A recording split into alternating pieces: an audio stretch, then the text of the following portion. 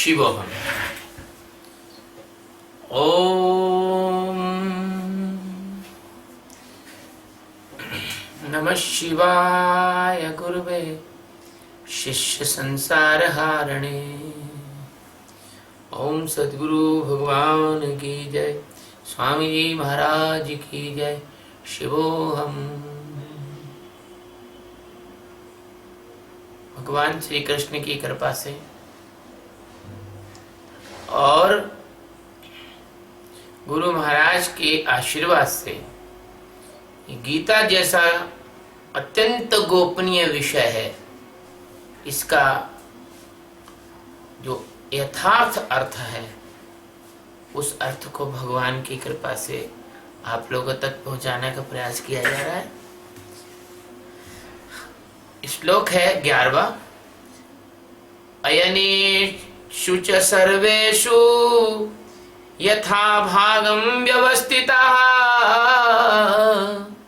भीष्ममेवाभिरक्षन्तु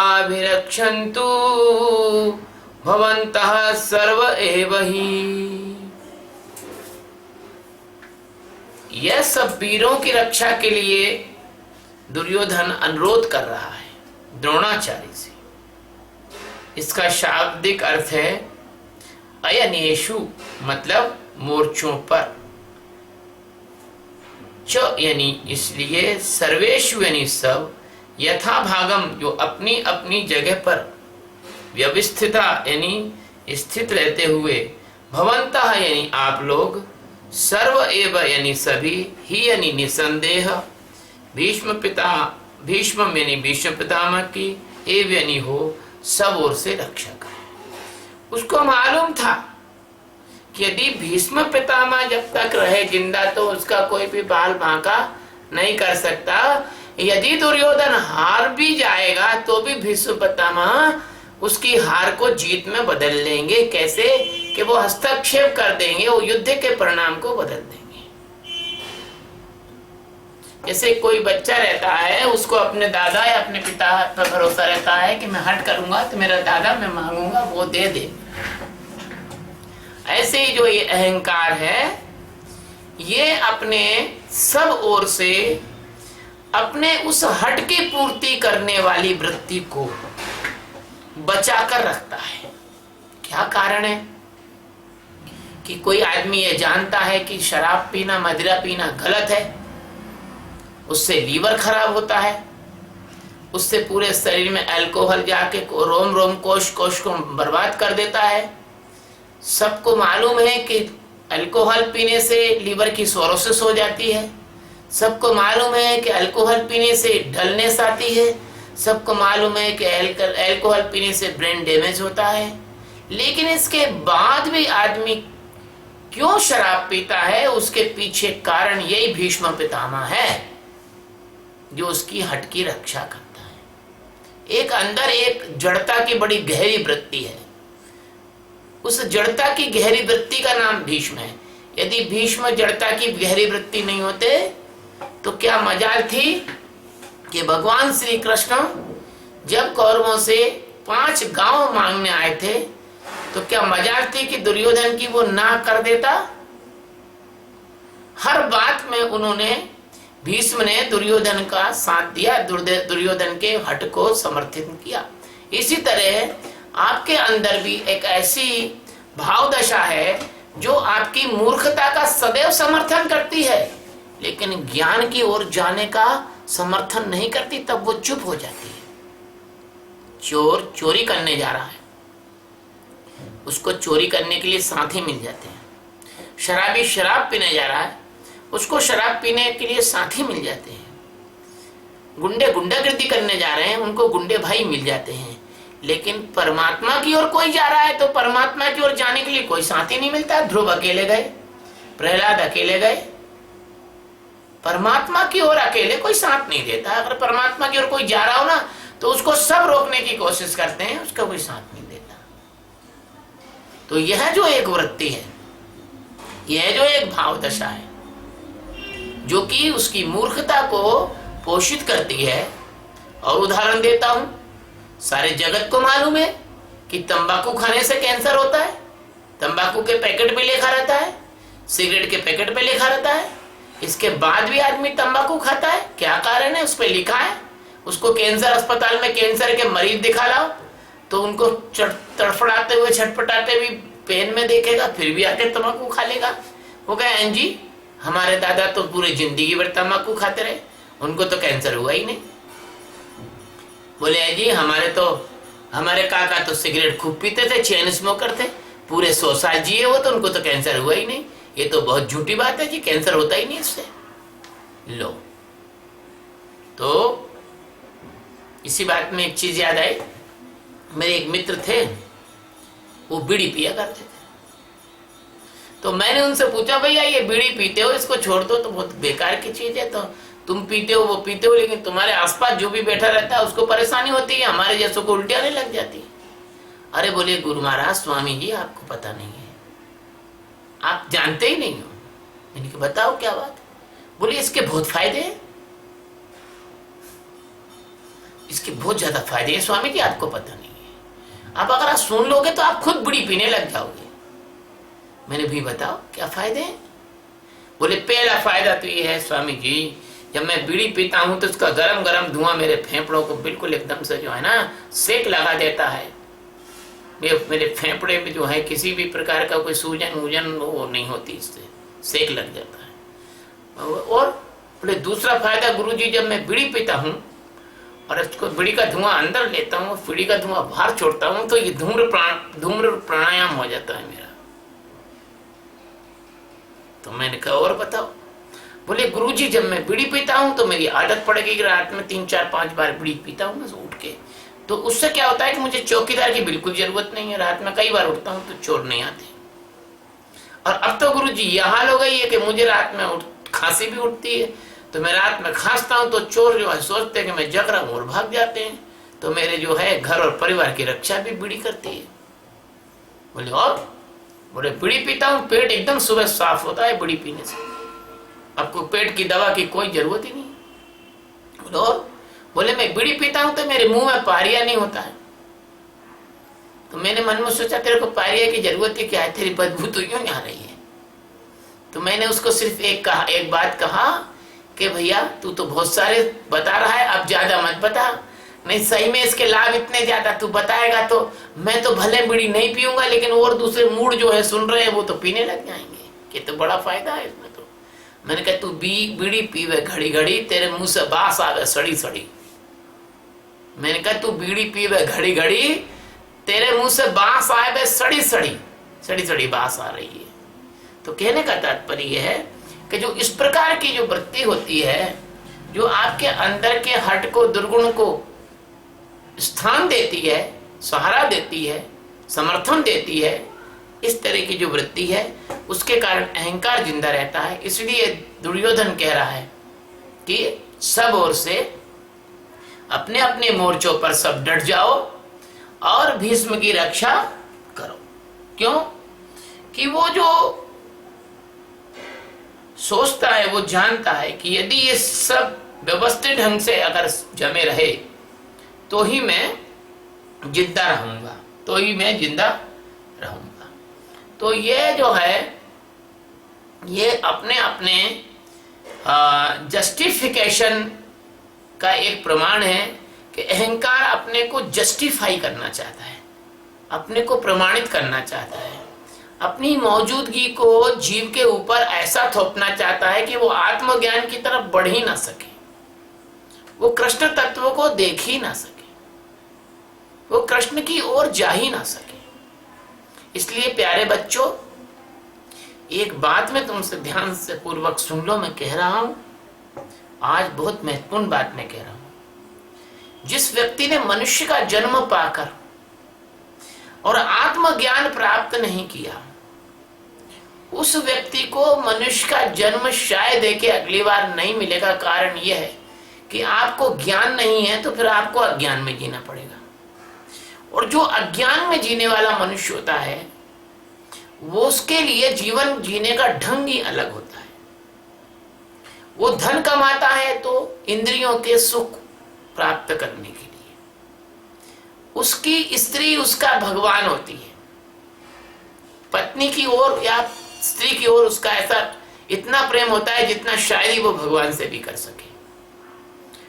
कहते हैं कि पत्नी में पैसो मेरो परम देवता, पैसो मेरो परम देवता, पैसा मेरा सबसे बड़ा देवता है, अज्ञानी के लिए कह रहा हूं।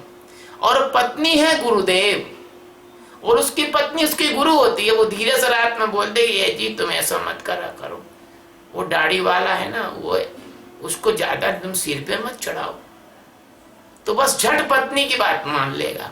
मैं बबीता के लिए नहीं कह रहा हूं ये बात, तो मैं उन मूर्खों के लिए कह रहा हूं जो ध्यान वगैरह नहीं करते हैं। तो आपका परिवार तो स्वर्ग के समान है, आपके लिए नहीं कर रहा हूं। तो कह गए, ए सुनो, वो जो दाढ़ी वालों है ना, वो बातें तो करे है, मैं जानती हूँ वो बात करता रहता है, लेकिन अपने को क्या करना, ऐसे अपने को ज्यादा परमात्मा में नहीं डूबना। अपन तो घर गृहस्थी वाले लोग हैं न, तुम ज्यादा गड़बड़ करोगे तो फिर मायके चले जाओगे। तो बेचारा गरीब धड़ाक से जमीन पे गिर जाता है मुंह के बल, क्योंकि पत्नी उसकी गुरुदेव है। तो पैसो मेरो परम देवता, पत्नी है गुरुदेव, और छोरा छोरी ठाकुर पूजा। और उसके जो छोरा छोरी रहते हैं उनको ठाकुर जी मानता है, कृष्ण भगवान वो ही है उनके ठाकुर पूजा। अब की करूं मैं सेव, अब किसकी सेवा करूं? है सब तो है घर में, गुरु महाराज भी घर में बैठे हैं, देवता भी घर में बैठे हैं, और ठाकुर जी भी घर में बैठे हैं। अब की करूं, अब किसकी सेवा करूं?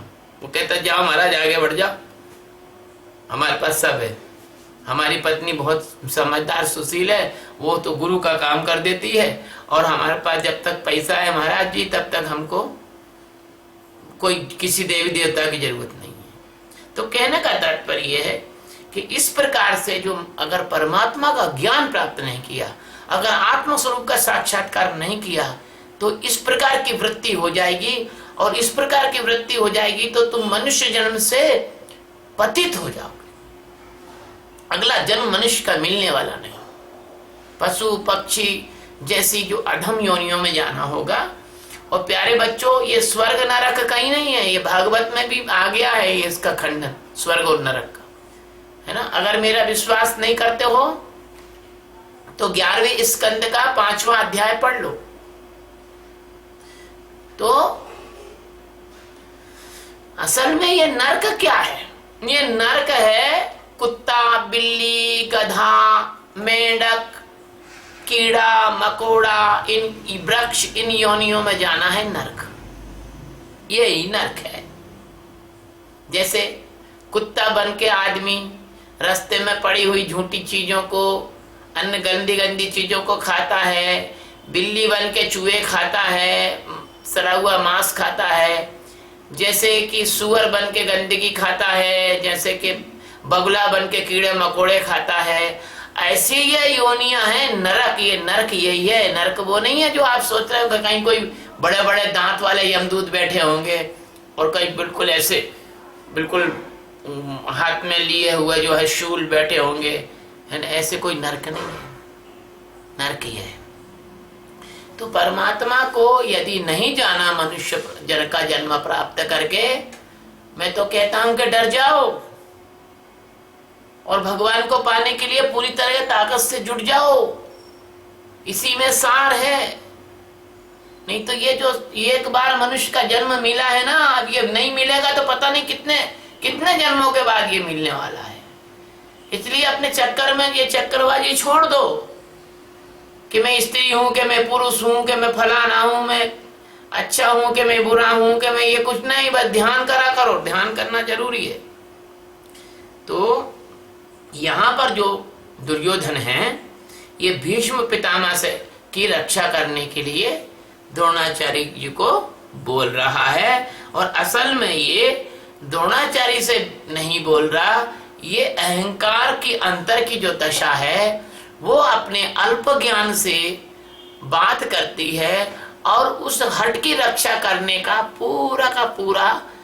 पूरी की पूरी व्यवस्था जमाती है कि उस हट की रक्षा हो, जिस हट के द्वारा अहंकार को संभाला जाता है, जो वृत्ति अहंकार को बार बार गिरने से संभाल लेती है।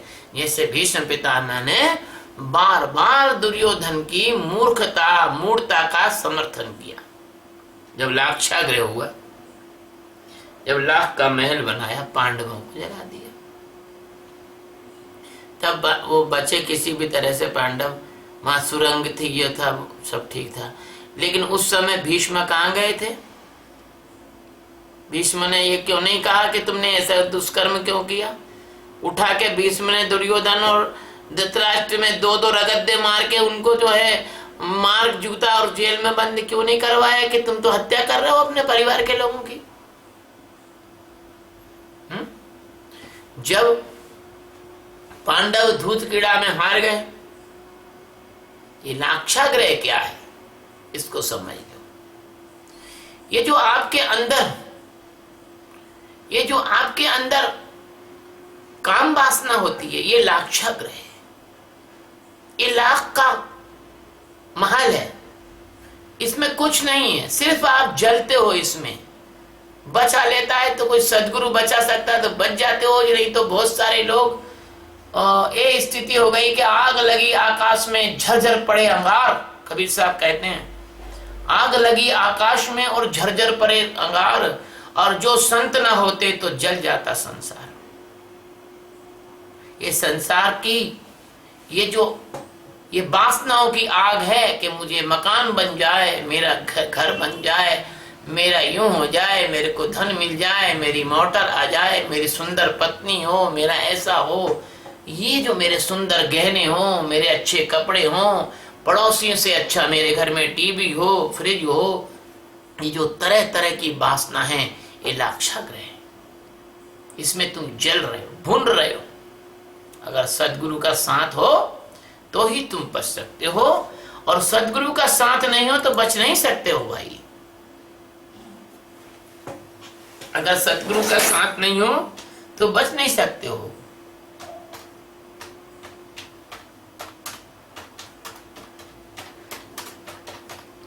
तो इस तरह से अब दूसरी बात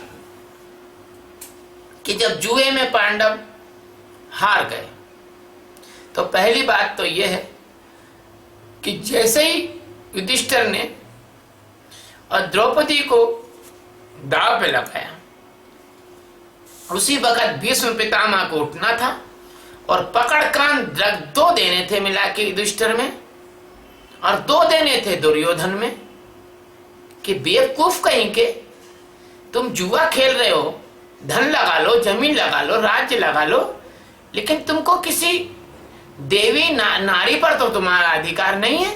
नारी सिर्फ तुम्हारी पत्नी इसलिए है कि भगवान ने उसको नियत किया है तुम्हारे साथ, लेकिन नारी के तुम स्वामी नहीं हो। स्वामी तो परमात्मा है।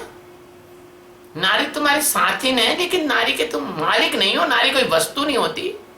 दो मिला के देना था, लेकिन भीष्म वहां पर भी चूंकि दुर्योधन को ही बचाना था, उनको ऐसे अहंकार को बचाते हैं। अंदर के भीष्म राइटरों कुछ नहीं देखते, जो तुमने कर दिया कहते हाँ ठीक है, अच्छा किया, जस्टिफिकेशन करते हैं, तुमको समझाते हैं, हाँ ठीक किया यार, अगर तुमने उसके साथ कपट कर लिया तो क्या हुआ, उसने भी तो तुम्हारे साथ किया था कपट। लो एक बार क्या हुआ, एक आदमी को बढ़िया ने और एक किलो शक्कर ज्यादा तोल दी, लेने गया था 2 किलो, बनिया ने दे दी 3 किलो। अब वो घर आके उसकी पत्नी ने कहा ये शक्कर तो ज्यादा है, तो उसका अहंकार कहता है कि हाँ ठीक है, हों दो ज्यादा, रोज तो बनिया डांडी मार के अपनी शक्कर वगैरह सामान बचाता है, और ये तो अगर मान लीजिए उसने आज ज्यादा दे दी तो ये तो अपन ने अपना उसने जो खाया है उससे भी कम अपन ले रहे हैं। अच्छा हुआ भगवान ने ठीक किया।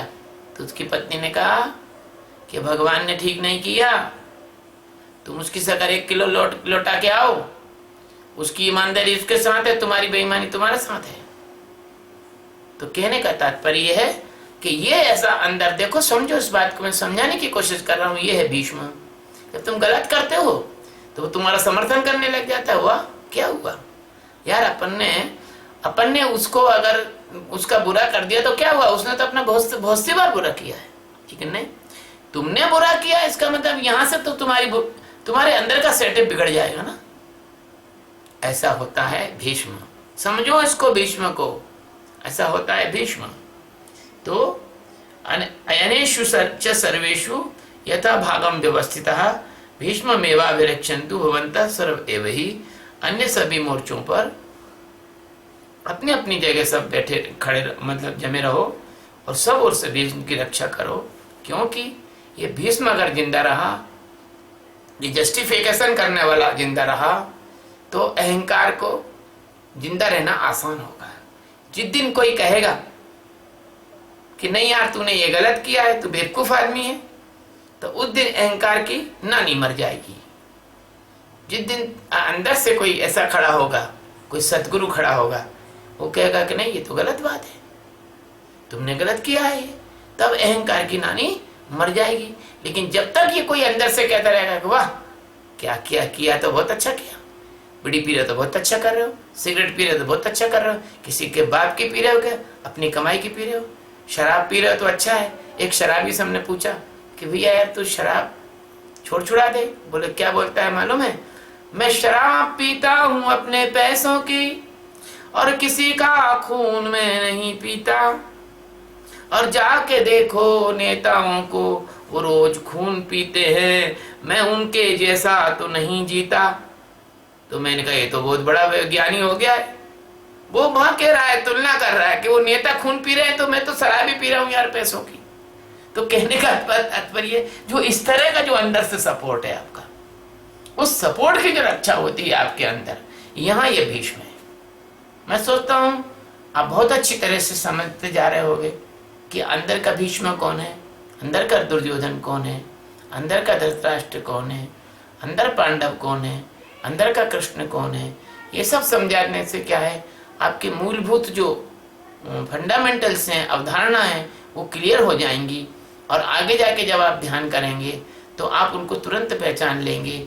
जैसे कि कोई चोर चोरी करके जाता है और कभी उस चोर का फोटो अगर किसी को प्राप्त हो जाए सीसीटीवी कैमरे में, और वो फोटो पुलिस को मिल जाए, तो उस फोटो की मदद से वो चोर को पकड़ लेते हैं। जैसे आधार कार्ड बन रहे हैं, तो आधार कार्ड में सबकी आंखें पुतली और अपने ये जितने भी है फिंगरप्रिंट, ये सब गवर्नमेंट के पास रहेंगे, और गड़बड़ करेगा कोई और पता लगा कि इसका आधार नंबर ये है, तो झट से वो कहीं भी चला जाएगा, पकड़ा जाएगा। अमेरिका जैसे देशों में अपराधियों के पकड़ने का यही ढंग होता है कि वो अपराधी के पूरा कंप्यूटर पे अपराधियों की पूरी जानकारी रहती है। जिसने पता लग गड़बड़ की, वो झट से उस अपराधी का कहीं नाम भी पता लग गया, स्थान भी पता लग गया, कैसे उसका आधार नंबर पता लग गया, वो सारा ढूंढ लेते हैं।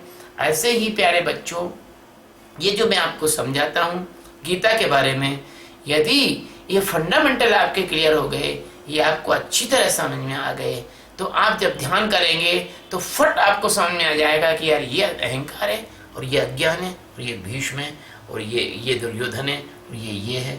तो गुरु महाराज ने बताया था ये ऐसा होता है और ऐसे ऐसे काम करता है। तो जब ध्यान में बैठोगे तो कोई गड़बड़ करेगा तो तुमको झट पता लग जाएगा। गुरु महाराज ने गीता के व्याख्या में बताया था ये है, ये भी भीष्म है, अब इससे अपने को बचना है, इससे अपने को हटना है, अपने को इसका समर्थन नहीं करना। और अगर तुम ये फंडामेंटल क्लियर नहीं हुए तो दोस्त को मार दोगे और दुश्मन से प्यार कर लोगे, और अपने अंदर जो दोस्त है वो और दुश्मन है उसका तुम भेद नहीं जान पाओगे, और तुम ध्यान में सफल नहीं हो पाओगे, और परमात्मा का साक्षात्कार नहीं कर पाओगे।